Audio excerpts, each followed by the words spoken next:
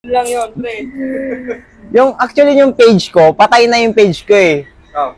Doon lang ako nag-upload sa personal. Oh. Doon ako nag-upload sa personal. Patay na yung page ko. Tapos yung page ko, hindi ko na yun nagagamit. Di na ako nagpo-post. Meron ako siguro mga shared post galing sa personal content ko. Kasi yung personal page ko, ginawa ko na siyang professional mode. Oh. Which is may may earnings naman, kumikita naman kahit paano. So, since nag-upload na ako doon, hindi ko na binubuhay yung page ko. Kasi doon sa page ko, may mga engagement naman, at saka ayoko na rin yun sa page ko kasi galing yun sa dati kong page, change name ko lang. Kasi yung original page ko, na naban ni Facebook yun, ewan ko, it's regarding some issues kasi before na hindi na na-resolve. Eh, ang plano ko, gumawa na lang ng bagong page. Eh, since di naman na ako active dun sa bago kong page, personal na lang ako, which is ginawa kong professional mode.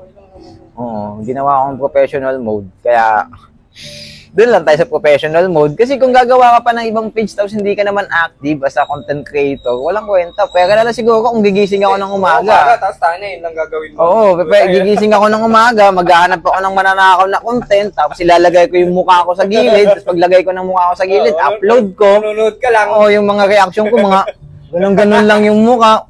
Mga ganun-ganun lang, yung mga, di ba? O kaya ilagay ko yung mukha ko sa gilid, sasabayan ko yung nagsasalita sa baba, di ba? Parang, nakakagago naman kayo. Samantalang yung ibang content creator, halos mabaliw na kakaisip ng content, tapos kayo, pag ganun-ganun lang kayo ng mukha dyan sa screen, sasabay-sabayan nyo lang, di ba?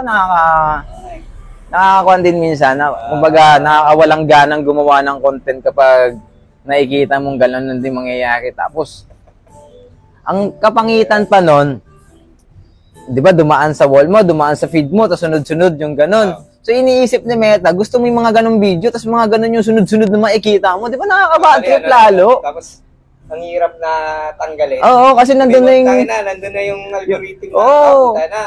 Tuwagal tong tao na to dito sa video na to. Di ba? Bigyan ko nga nung feed ko. Punta na one time.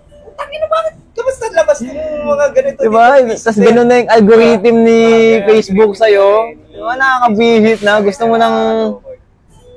mo nang alisin yung ganong sinari, tapos yung algorithm niya ganon, sunod-sunod. Oo, diba? Tapos makikita.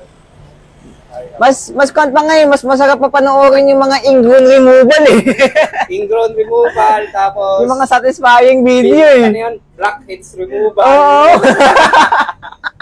Ano ba? So, yung actually ako meron ako pinapanood yung Blackheads removal. Implant naman. Oo, mga implant, mga naglilinis ng ngipin, yung mga nagtatanggal ng mga tartar. Cavity. Oo, cavity. Ipipilap. Mas ano pa? Yun, kahit nakaw yun, okay lang. Hindi yung may mga mukhang, tapos gaganong-ganon. Diba, nakakairit ang ewan. Kaya, nakakawalang gana mag-content pag yung content na ginagawa mo, nakikita mo na sa iba. Tapos malaki pa yung kinikita ng iba. Doon sa ginawa mo, diba? Sakit sa ulo.